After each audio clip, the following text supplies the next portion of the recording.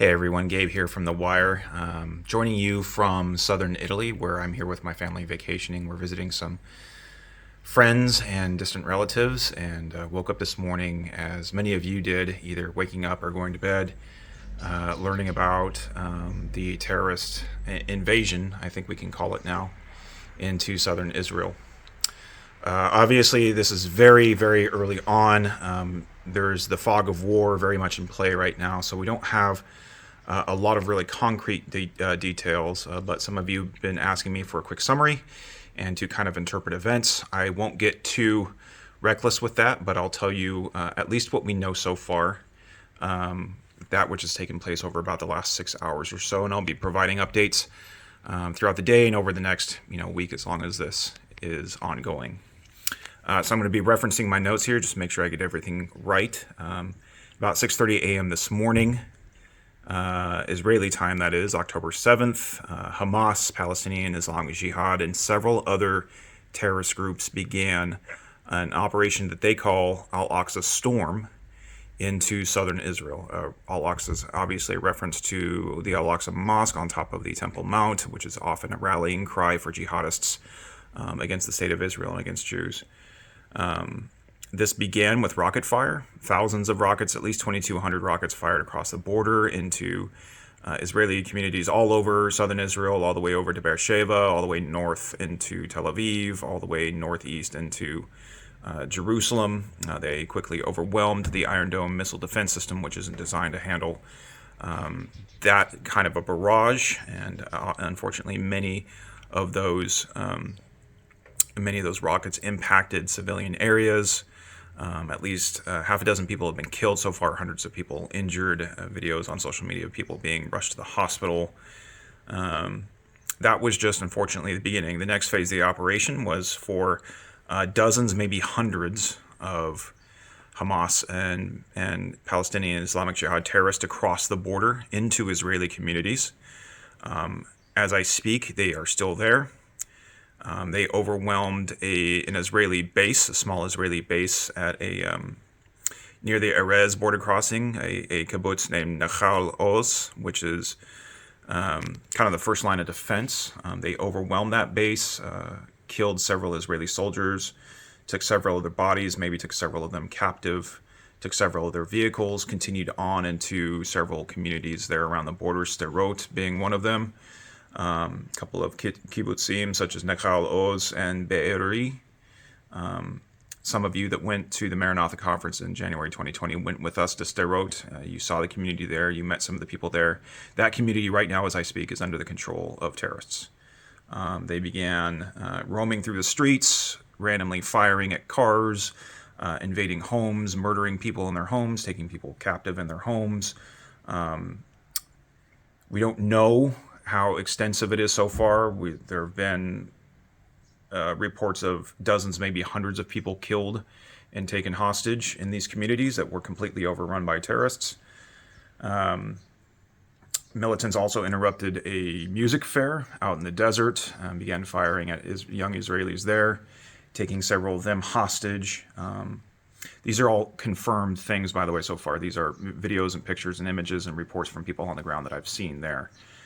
So what I'm telling you so far, we know pretty much for a fact, or it's been announced by the Israeli military or the government. Terrorists took control of the police headquarters in Sderot, took several police officers hostage, probably killed others. It appears that several of them were murdered. After this, they began tearing down the border fence with bulldozers in other areas around Gaza. Dozens of Gazan civilians, mostly young men, began crossing the border, just pouring across the border into southern Israel to join the militants. Some Gaza, I guess we could call them journalists, self-proclaimed journalists, began reporting from southern Israel, which was a surreal thing to watch. The Israeli military, for the most part, and government was taken completely by surprise. There was no concerted response for several hours. Ironically, this event takes place 50 years and 1 day after the Yom Kippur War, which started on October 6, 1973. That also was a surprise attack by several Arab governments around Israel that caught Israel off guard. Today is a national holiday in Israel. It's the holiday of Simchat Torah. It's the day at the end of the high holidays when Israelis and Jews around the world finish the Torah cycle. And so they come into synagogue, and the Torah scroll is rolled back to the beginning for the next Torah cycle beginning the following day or the following week.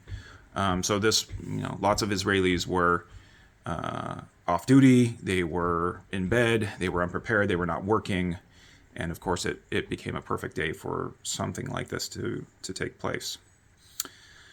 The IDF began calling up reservists a couple hours later. At least 10,000 have been called up so far to respond. As I speak, the Israeli military is now actively engaging Palestinian terrorists in at least 7 Israeli communities around the border of Gaza. This is ongoing. There have been dozens of Israeli airstrikes in the Gaza Strip so far. Bibi Netanyahu published a video. That's the Prime Minister of Israel. If you didn't know, Benjamin Netanyahu has published a video on social media announcing all-out war against terrorists in the Gaza Strip. And the IDF announced the commencement of Operation Iron Swords. So the Israeli response has now begun. It's difficult to know exactly how this is going to unfold. I've already gotten several questions from some of you asking for my interpretation. At this point, I don't really have much of one. I'm sure the first priority for the Israeli military is to take back control of territory in southern Israel that they've lost to terrorists today. That I would anticipate should happen fairly quickly. What happens next will depend on a lot of factors. How many Israelis have been kidnapped and taken back to the Gaza Strip? What are the ongoing dynamics involved in prosecuting this war against Hamas, while also taking into consideration those that have been kidnapped? Will there be a ground invasion into Gaza? Unknown at this point. So obviously, we will continue to watch and pray, and would ask you to pray along with us for both people of Israel and of Gaza, many of whom are not happy with Hamas rule there and want to see the end of the Hamas regime, and are not necessarily even supportive of Hamas, and are now caught in the middle of this war. So please pray for everyone involved. Also pray regarding possible escalation in the north of Israel. We know the last couple of times there have been these sorts of flare-ups from Gaza, that there was also activity along the northern border of Israel in Lebanon and Syria, and also in the West Bank. There have already been calls from militant groups for Palestinians across the territories and in Lebanon to start taking up arms, whatever they can, against Israelis, and to do whatever they can to join the fight. So we pray that will not happen. We pray for restraint. We pray for the IDF to be able to act quickly and decisively and effectively. We pray for the safety of civilians. Just a reminder of this very ancient hatred, once again rearing its head in a very ugly, murderous form. And so, as always, we say, Maranatha, Lord, come Jesus.